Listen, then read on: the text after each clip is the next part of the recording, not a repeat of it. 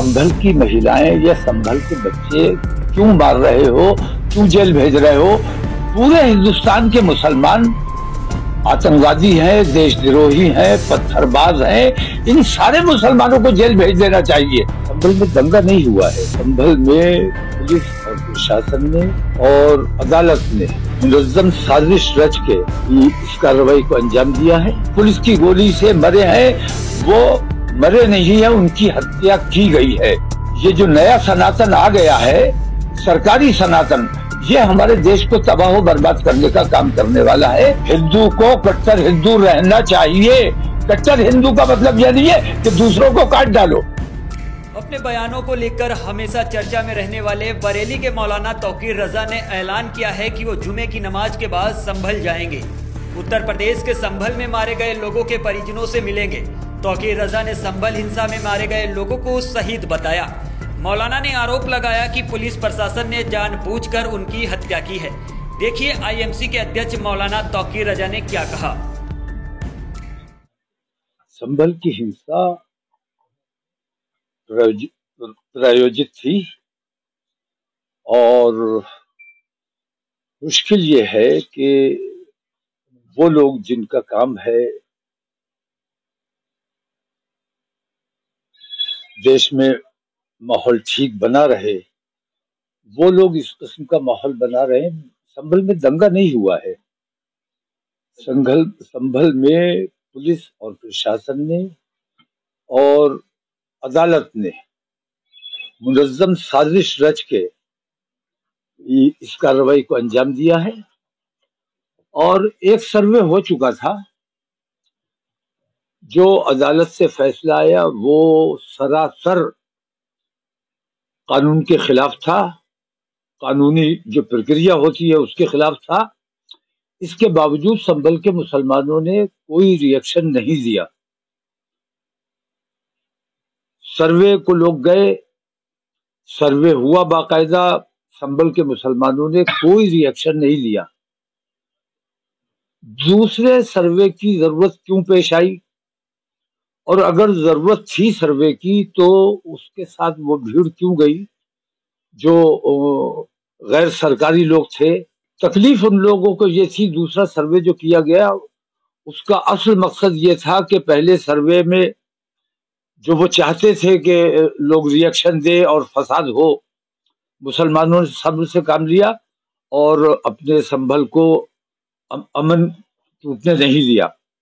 लेकिन दोबारा ये गए थे इसी नियत से कि हमें हंगामा करवाना है।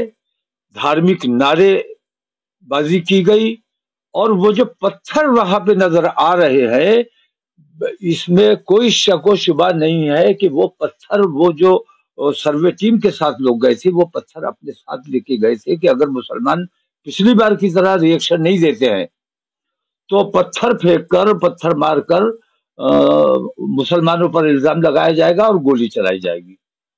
असल वाकया ये है। अब इसको टीवी चैनल कुछ भी रंग देते रहे, गोदी मीडिया कुछ भी रंग देता रहे, लेकिन ये तमाम दुनिया को पता चल गया है। पुलिस को गोली चलाते हुए भी दुनिया ने देखा है, पत्थर फेंकते हुए भी दुनिया ने देखा है और इस बेईमानी को भी दुनिया ने देखा है।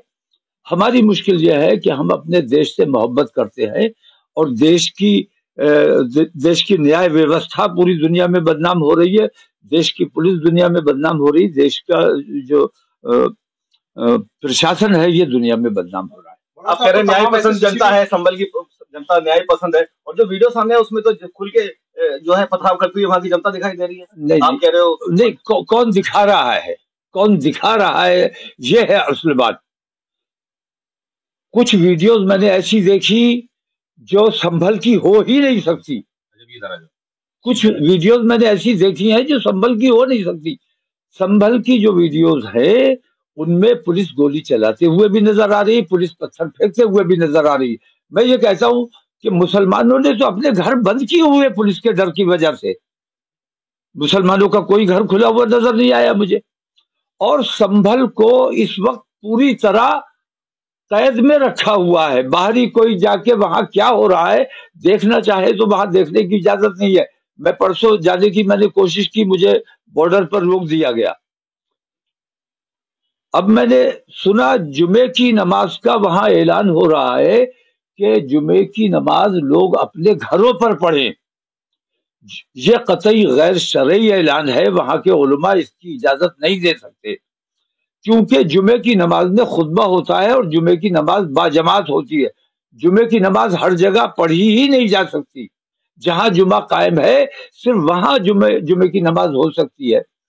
تو لوگوں جامع مسجد سے یہ اعلان کروایا جا رہا ہے. پتہ نہیں پولیس کے دباؤ میں پولیس کر رہی ہے یا پولیس کے دباؤ میں وہاں کی انتظامیہ کمیٹی کر رہی ہے، لیکن جو بھی کر رہا ہے یہ خلاف شرع ہے. جمعے کی نماز صرف اس مسجد میں ہو سکتی ہے جس میں باقاعدہ جمعہ قائم ہے. جو سنبھل درگی میں جو 5 موتیں ہوئی ہیں اس کے ذمہ دار کسے مانتے ہیں آپ؟ ذمہ دار میں اس جج کو مانتا ہوں جس نے یہ غیر قانونی فیصلہ کیا ہے. ذمہ دار پولیس کو مانتا ہوں، اور پولیس کی گولی سے مرے ہیں وہ مرے نہیں ہیں، ان کی ہتیا کی گئی ہے.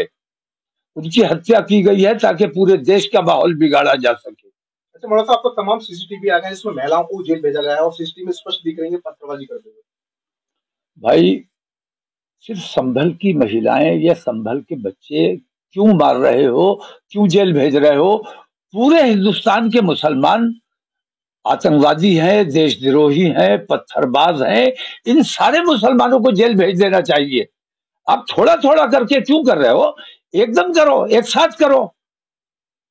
جو ویوستھا ہندوستان میں بنی ہوئی ہے، یہ جو نیا سناتن آ گیا ہے، سرکاری سناتن، یہ ہمارے دیش کو تباہ و برباد کرنے کا کام کرنے والا ہے.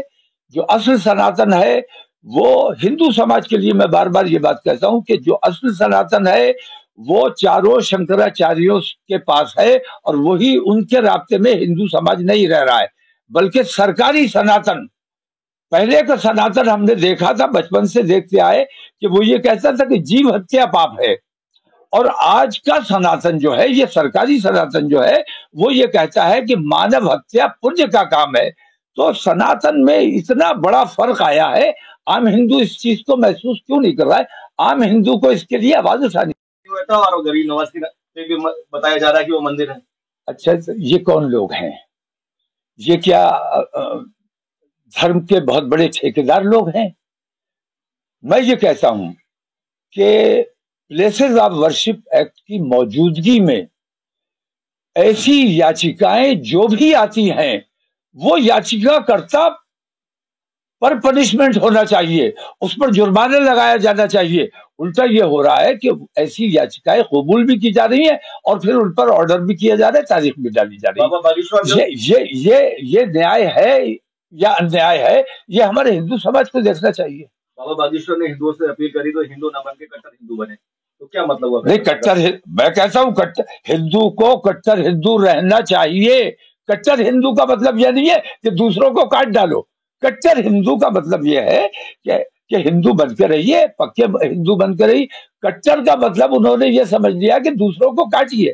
میں کٹر مسلمان ہوں اور میں مسلمانوں سے کہتا ہوں کٹر مسلمان بن کے رہیے. یہی ہندوستان کی خوبصورتی ہے کہ تمام لوگ اپنے اپنے مذہب کے آزادی کے ساتھ عمل کر سکیں اور کسی پر اس قسم کی کوئی پابندی نہ ہو. نہیں، میں تو کلیئر کہتا ہوں کہ وہ بچے ہمارے شہید ہیں. مسلمان ہونے کی وجہ سے ان کو مارا گیا ہے اور اسلام کے نام پر ان کا قتل کیا گیا ہے، تو وہ شہید ہیں. میں ان کے گھر جانا چاہتا ہوں، ان کے پریوار سے ملنا چاہتا ہوں، ان کے لیے ایصال ثواب کی محفل سجانا چاہتا ہوں. تو میں جاؤں گا انشاءاللہ. میرا ارادہ ہے جمعے کے بعد میں انشاءاللہ نکلوں گا اور وہاں جاؤں گا. مولانا صاحب، جس طرح سے آپ کی دلی میں پرمیشن کر دی تھی، اب کیا معاملہ آیا ہے اجمیر والا جو معاملہ ہے اس پہ کیا کہیں گے؟ اجمیر جو طریق کا چل رہا اس میں مندر بتایا گیا. نہیں، مندر تو بھائی وہ کہیں بھی بتا سکتے ہیں، لیکن میں یہ کہتا ہوں کہ جتنے مندر ہیں، کیا اتنے مندروں سے آپ کے بھگوان آپ کی بات نہیں سن رہے ہیں؟ انہی مندروں میں سنی جائے گی جہاں پہ ہماری درگاہیں ہیں یا مسجدیں ہیں. بھگوان آپ کے دل میں اگر ہوتا تو بھگوان آپ کی سنتا، لیکن بھگوان آپ کے دل میں نہیں ہے. مندر کی کھوج نہیں ہے، اصل میں نفرتیں کیسے بھڑکائی جائیں، اصل مسئلہ یہ ہے. جو 5 موتیں ہوئی ہیں، میں ان لوگوں کو جو اس قسم کی یاچکائیں لے کے جا رہے ہیں انہیں کم دوشی مان رہا ہوں، لیکن وہ ججز زیادہ بڑے دوشی ہیں جو ایسی یاچکاؤں کو قبول کر رہے ہیں کیونکہ وہ قانون کے خلاف کر رہے ہیں۔ ایسے یاچکائیں جو لے کر جا رہا ہے ان کو پنش کیا جانا چاہیے، ان پر جرمانہ لگایا جانا چاہیے۔